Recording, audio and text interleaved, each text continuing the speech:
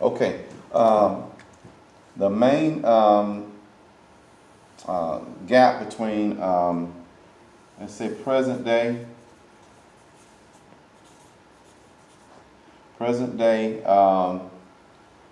Native American existence and historical Native American existence, there's a big gap between the two.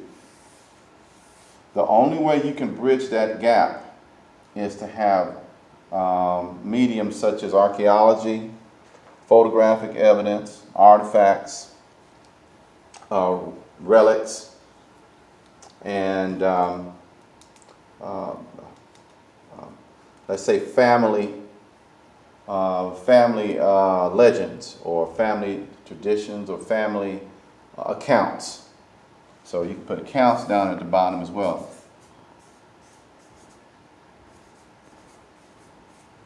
Now, the most reliable source is, in my opinion, the family accounts, because what your family is going to tell you about their history is going to be most accurate because they know they were there, like it was passed down.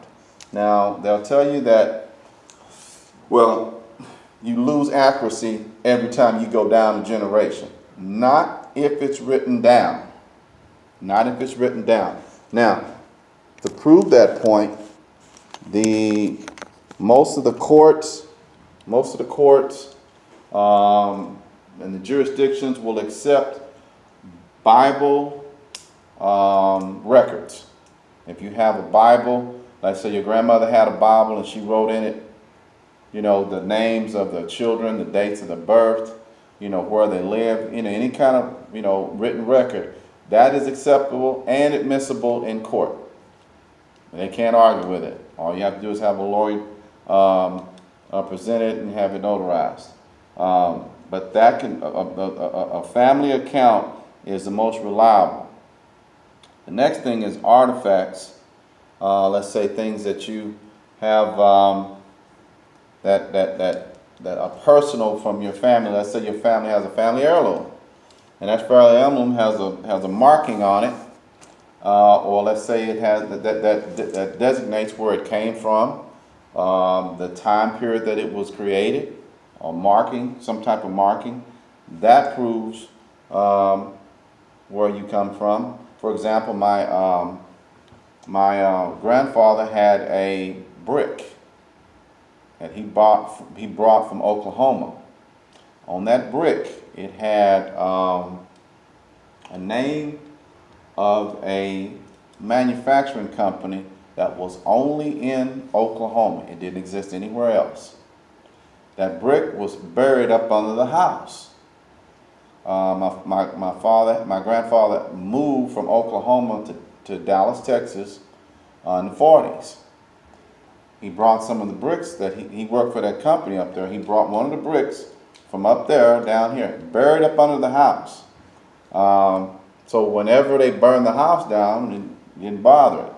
So my father dug it up years later and never knew where it came from. But the company that was stamped on that brick, the only place you can get that brick was in that place in Oklahoma. That's an artifact. That's something that shows that you couldn't have got it from anywhere else. And it was intact. It was fragile, but it was intact, and he took it and put it in a plastic bag, a Ziploc bag, and tried to preserve it. He still has it. So anyway, stuff like that, artifacts, like the Los Lunas Stone. The Los Lunas Stone is in New Mexico, and it is a giant boulder that weighs about so many tons. You can't move it; it's too heavy. But it has Paleo-Hebrew written on it, inscribed on it, that was dated 3,000 years ago. Well, the Native Americans, according to the biblical account, the Native Americans got here about on the biblical record,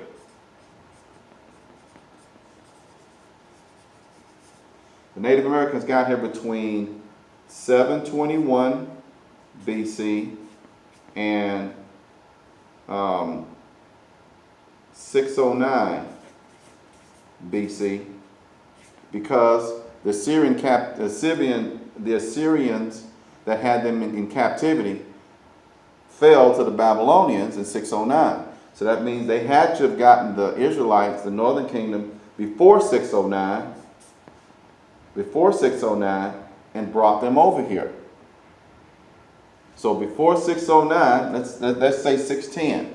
Let's say 1 year before the Babylonian Empire, the Assyrian Empire went down to the Babylonians, they put the northern Israelites on boats and brought them over to Americas. Okay, that would have been the last year they could have gotten here. So we know it's probably closer to 721, but for the sake of argument, let's say it was 610 BC.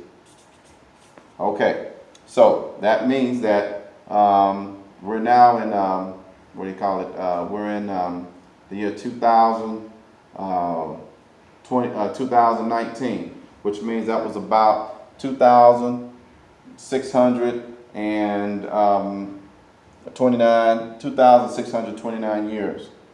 So 2,629 years, the Northern Kingdom, which are the Native Americans included, were on this continent. And we know it's probably closer to 700 BC, which will put you at 2729. That's still close to 3,000. Well, that Las Lunas stone is dated anywhere between 2,500 to 3,000 BC.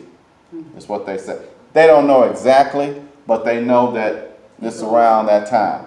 Well, that puts you right dead smack dab in the middle of where the biblical account is. So there's that's your archaeological evidence. All right. So that Las Lunas stone is evidence, archaeological evidence that the biblical account is right. So how do you bridge the gap between history and present day is with these mediums. And so now photographic evidence is the most reliable when it comes to the phenotypes, what the people look like. Because a lot of times when you go and look at the caves, like in Mexico, when you look at the caves and they have the Mayans on there, well, the way they were painted on the inside of the walls, they could be Mongoloid, they could be Negroid. They're all dark-skinned. There's no question about that. But depending on someone's interpretation of what they're looking at, they'll say, well, that doesn't necessarily look like they're Negroes. Or that doesn't necessarily look like they're Mongoloids.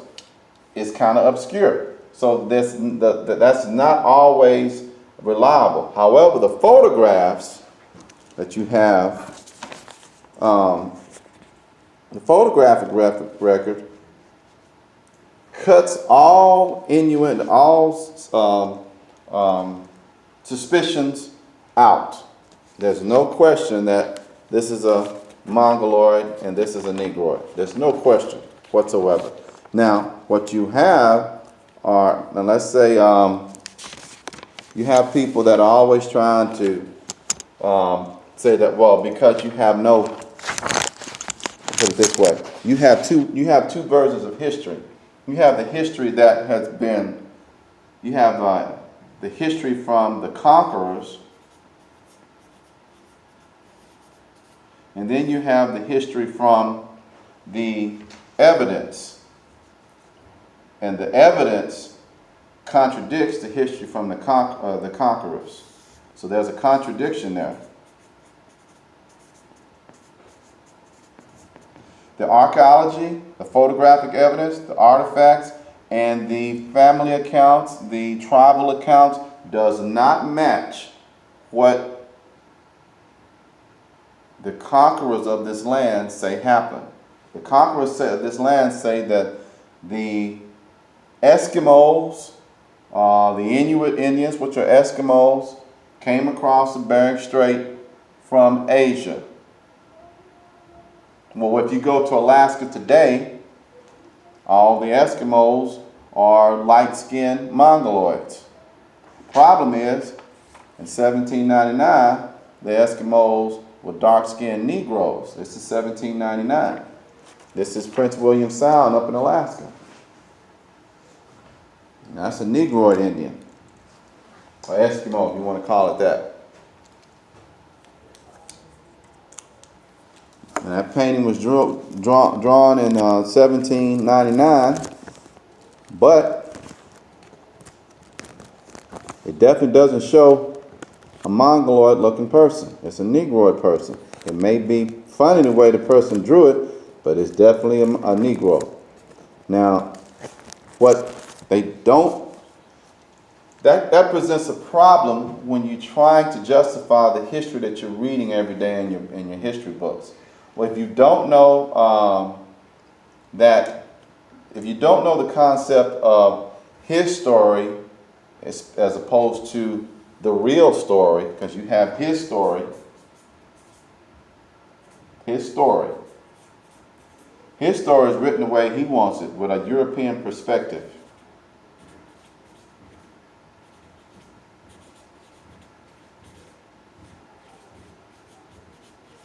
Which is always going to favor himself. So it favors the writer. So if a European is writing history about Native Americans, Africans,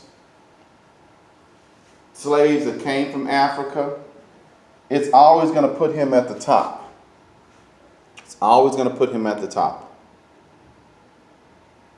Now, there's a theory called Out of Africa. That was a movie, wasn't it? It was a movie, but there was also a book written about it in the 1850s. It was written by two Jewish men. One of them's name was Melville, and the other one's name was Boaz. They were both Jewish. But they're the ones writing the history of a dark-skinned continent, and they don't even live there. So the problem with history of the world history, is that it's always written by somebody else that's not from the place that they're writing about. That's the problem.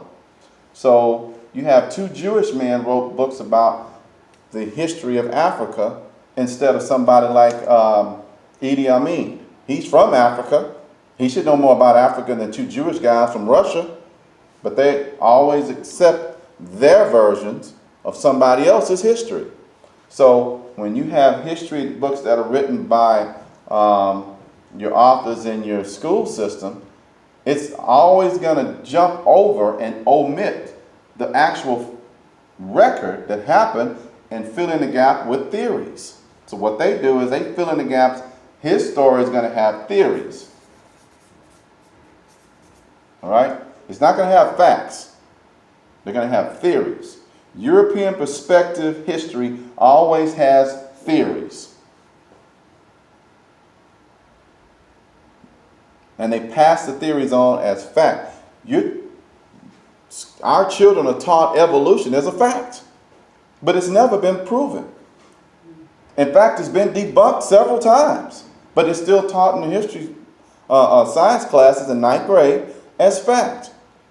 That man evolved from apes, but it never has been proven. Problem with that is, with modern science, they're proving that, and this is what I like about the Bible. The Bible tells you that in the last days, there are going to be beasts. They're going to be used for vengeance. Well, those beasts are here, and those beasts have footprints. Okay? So there's a guy named Lloyd Pye, wrote a book called Everything You Know Is Wrong. He took a footprint from 1967. He took it to a university and compared it with another footprint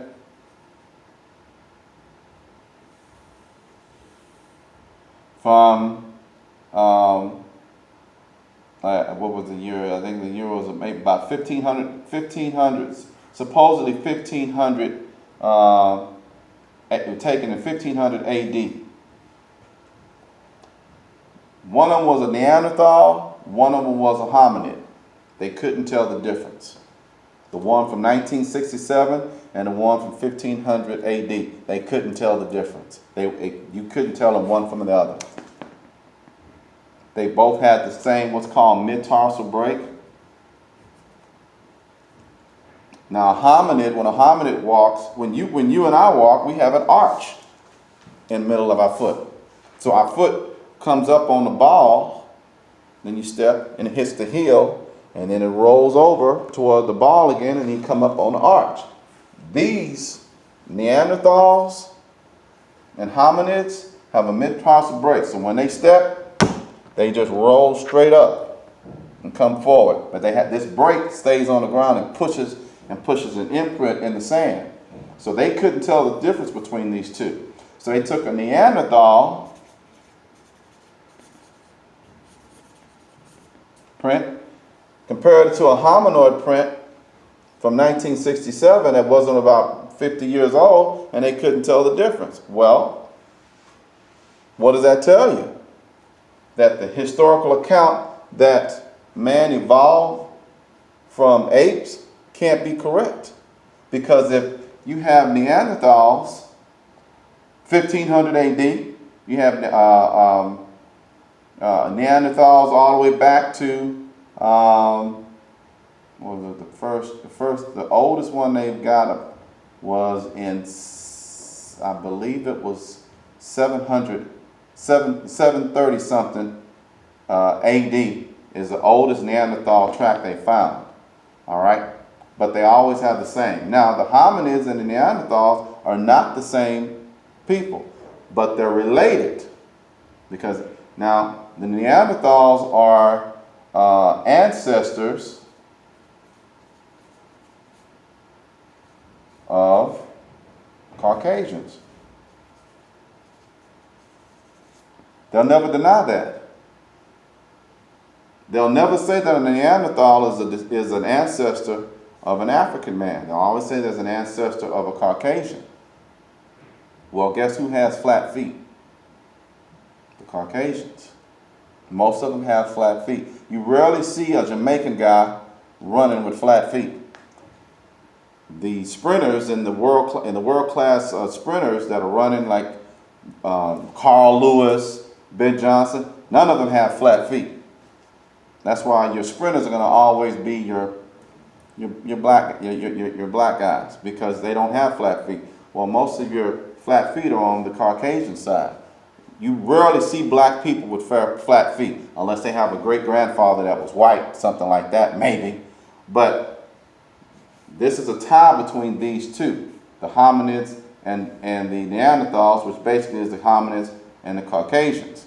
All right? Now, if that's the case, then the theory of evolution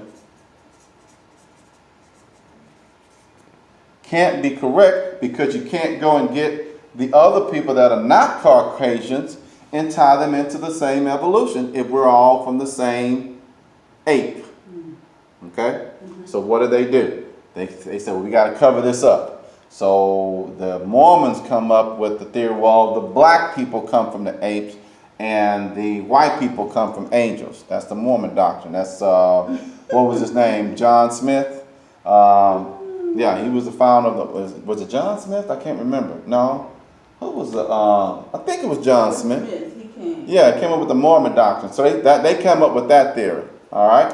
So the Mormons didn't know how to get it right. So that's what they come up with. Well, all right, well, only the black people evolved from the apes. Well, that can't be right if the Caucasians are the ones that have the same mid-tarsal break or flat foot like the hominids. Okay? Now DNA, come fast forward to 2000, see, we're talking about prophecy in present day. Fast forward to 2015, DNA says that the hominids are part Neanderthal, part ape. So these people over here from this footprint from 1967 is actually a product of this footprint and an ape's footprint, which an ape has a long toe, and then ape's foot is made different. So you take these two, Neanderthal and ape, and you get this hominid? Well, the Neanderthals go down to the Caucasians. So the mitochondrial DNA is from the Neanderthals. The nuclear DNA is from the ape. So the mitochondrial is from here. Let me put this over here. Mitochondrial is from the Neanderthal, which is the ancestor of the Caucasians. The nuclear is from the ape, all right, which gives you the 1967 hominid. So your hominids that are running around today are descendants of Caucasians and the ape. So the Neanderthals and the ape. Now that wipes out their historical account. You got to remember now, his story says that we all come from apes. All of us evolved from apes. Can't be. If you got the Neanderthals, yeah, you can't be, because we're not the same. We don't walk the same. So he used that guy Lloyd Pye. Now they killed him 6 months after he published his book. His book proved that you can't you can't get the hominids unless you have a mixture of the ape and the Neanderthals, because they have exactly the same foot. We don't have feet like this. Not one black person on the planet has a metatarsal break. This is called a metatarsal break right here, a metatarsal break, because it's like a joint. It's like, instead of when your feet goes down, it comes up. When their feet goes down, it rolls across.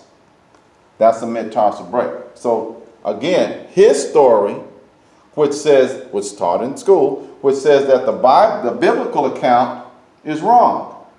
It says the biblical account is wrong. And so they fill it in with a theory of evolution. That's his story. His story wipes out the biblical account and fills in the gaps with their evolutionary theories. Okay? Problem with that is archaeology doesn't support his evolutionary theory. The photographic record dang sure doesn't support that, because his theory of the Bering Strait, that's a theory. The Bering Strait is a theory. Says that the Mongoloids came across the Bering Strait from Asia. If that were the case, then how in the world could you have Negroid Indians in California? See what I mean by the photographic record?